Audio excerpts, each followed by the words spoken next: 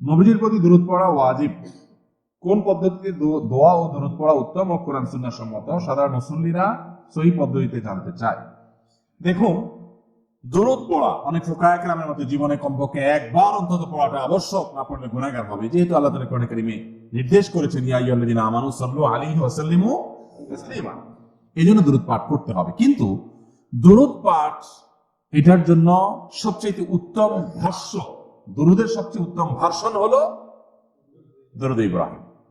নবী করিম সাল্লাল্লাহু আলাইহি ওয়াসাল্লাম সাহাবীদেরকে এই দুরূদটাই শিখাইছেন।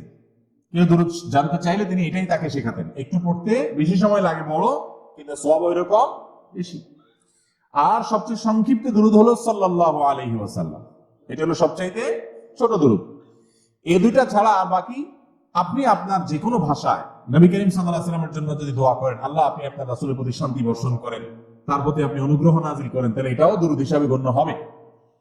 তবে উত্তম হলো ওই যে নবী সাল্লাল্লাহু আলাইহি ওয়াসাল্লামের শেখানোটা, অর্থাৎ দুরূদ ইব্রাহিম। এর বাইরে আমাদের সমাজে অনেক রকম দুরূদ আছে। দুরূদে নারিয়া আছে, দুরূদে তুনাজিনা আছে, দুরূদে লাখি, দুরূদে হাজারি, দুরূদে অনেক রকম দুরূদ আছে। এই দুই দুরূদগুলোর কোনোটাই নবী করিম সাল্লাল্লাহু আলাইহি ওয়াসাল্লামের হাদিস দ্বারা প্রমাণিত। এই দুরূদগুলোর কথার মধ্যে যদি খারাপ কিছু না থাকে তাহলে আপনি পড়তে পারেন, সেটা জায়েজ। কিন্তু এটা পড়লে সওয়াব হবে বা অমুক উদ্দেশ্য হাসিল হবে, এতবার পড়লে এতবার নেকি হবে, এগুলো সব আমাদের বানানো। এগুলোর কোনো ভিত্তি কোরআন হাদিসে, এগুলো বিভিন্ন ওজিফার বই টইতে পাবেন, কিন্তু এগুলোর কোনো গ্রহণযোগ্য ভিত্তি নাই। বিদেশের দিকটা আমাদের খেয়াল রাখতে হবে ইনশাআল্লাহ। আর দুরূদ পাঠের জন্য আমরা যেরকম সিস্টেম বানাই নিছি, যে দুরূদ পাঠের জন্য কিছু মানুষ একত্র হয়ে কিছু জিলাপি মিষ্টি আইনি, তারপরে আমরা দুরূদ পড়ি সবাই সুরে সুরে তালে তাল মিলিয়ে, এটাও দুরূদ পাঠের কোনো পদ্ধতি নয়। কারণ আমরা নামাজের মধ্যে দুরূদ পড়ি না, সেই দুরূদ পাঠের সময় কি আমরা সবাই জোগাড় দিয়ে একসাথে পড়ি? মিছিল করে করে পড়ি? দলে দলে পড়ি? কি করি? যার চারটা শেষে পড়ি।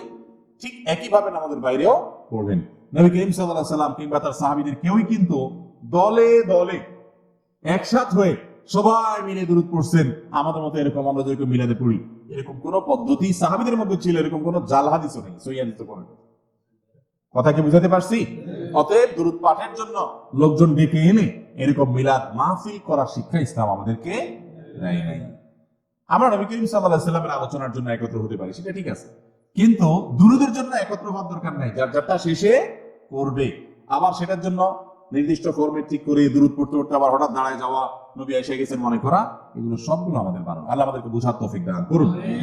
যে আমলটি করার বিশেষ কোনো পদ্ধতি শরীয়ত ঠিক করে দেয় নাই, সেটার জন্য নিজেরা কোনো বিশেষ পদ্ধতি বানিয়ে নিলে সেটা বিদআতে পরিগণিত হবে।